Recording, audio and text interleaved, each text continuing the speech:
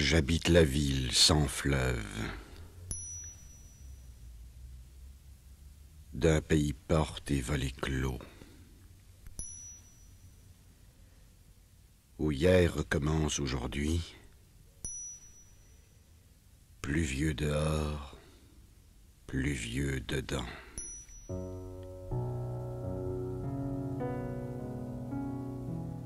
Je perche rue des Mégiciers,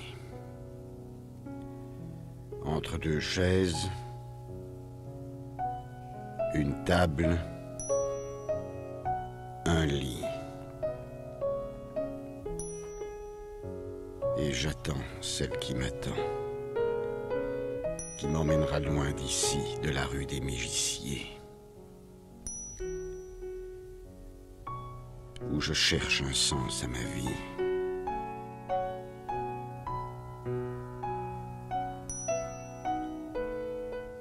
Quand viendras-tu, toi que j'attends? Je t'aime, je t'aime, je t'aime tant.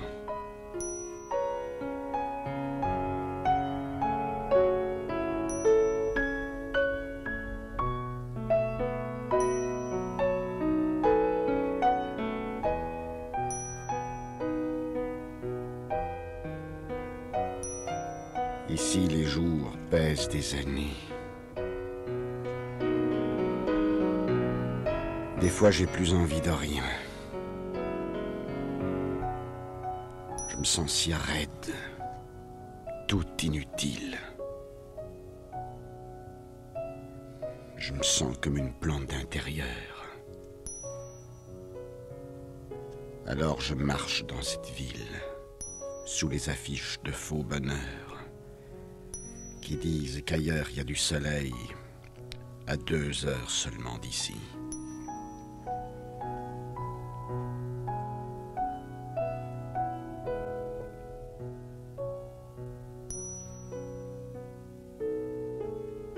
J'habite la ville sans fleuve,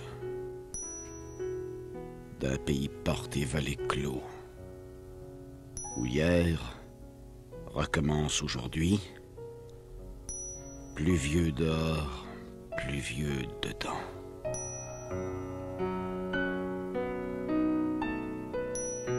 Avec celle qui va venir, on s'inventera l'autre rive. C'est sûr, elle me donnera des ailes pour quitter cette rue maudite.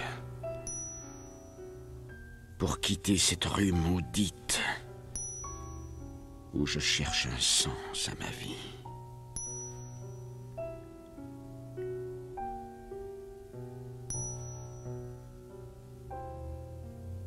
Quand tu viendras, toi que j'attends,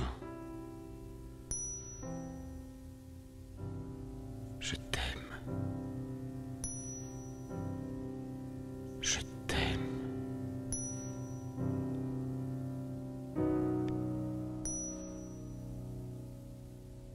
je t'aime tant.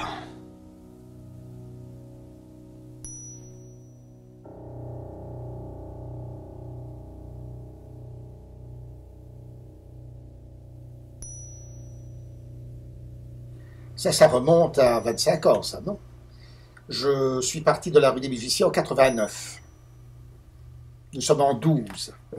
Tu as fait ça avant ton départ de la rue des Mégiciers.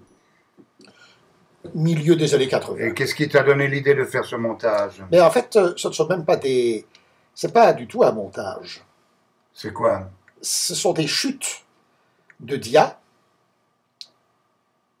que j'avais lorsque j'avais fait des montages dans leur intégralité.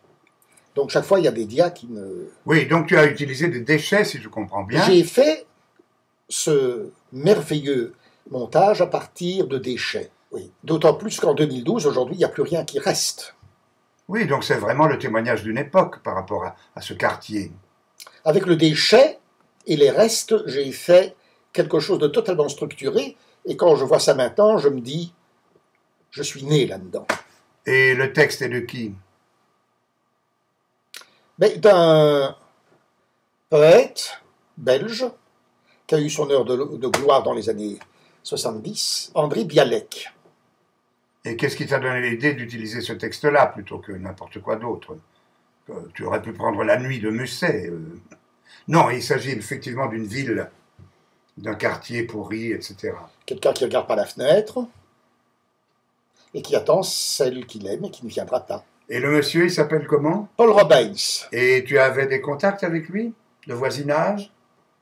Pratiquement pas, il était demeuré, Tu lui as jamais parlé? mais il ne répondait jamais, Et tu le voyais dans la rue ou quoi? tout le temps. Il se promenait dans la rue et le reste du temps, il regardait à sa fenêtre. Et il habitait en face de chez moi. Ah oui. Et il ne sait pas que tu l'as photographié? Bien sûr que non. Non. Tu avais un téléobjectif? Oui. Oui.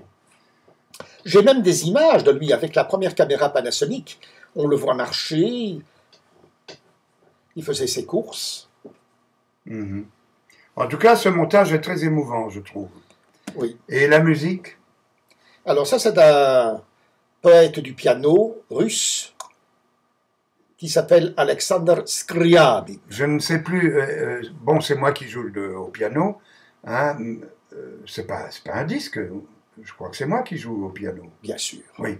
Et qui a eu l'idée de cette musique, de mettre cette musique là-dessus? Nous avons cherché ensemble. On ne sait plus qui a eu cette idée. Mais elle convient très très bien au climat. Hein. Bien, eh ben, merci pour ces quelques précisions. Avez-vous quelque chose à ajouter? Non, la seule chose, c'est que je souhaite avoir une copie Mais je vais la faire tout de suite. et on devra refaire les génériques qui sont, mais alors, dépassés. Attends, alors je vais refaire les génériques avant de faire la copie. Bah, évidemment. Donc on va peut-être pas faire ça aujourd'hui. Enfin, ça dépend. On va d'abord manger, puis on verra si on a le temps. Ça vaut la peine. Tu as vu mes nouveaux génériques sur Portrait de mes potes, là? Oui, oui. Eh bien, je souhaite un petit peu quelque chose dans ce goût-là. Eh ben, si on a le temps tout à l'heure, on va le faire. Sinon, on fera ça un autre jour. C'était quelqu'un qui regardait par la fenêtre et qui se remémorait sa vie. Et pendant toute une vie, il attendait la personne qu'il a aimée. Et alors le texte était tellement personnel que j'ai piégé des gens et les gens s'imaginaient que c'était ma vie personnelle. Et là, j'ai beaucoup ri quand on m'avait dit « Oui, mais enfin, maintenant tu commences déjà à pleurer sur ton sort, etc. Tu parles de toi, tu vis dans une chambre misérable, entre une table, un lit et deux chaises. » Et quand le scénario, puisque c'est un scénario, était terminé, on voyait le nom de Bialek sur l'écran. Et là, je dois dire que j'ai fait mouche.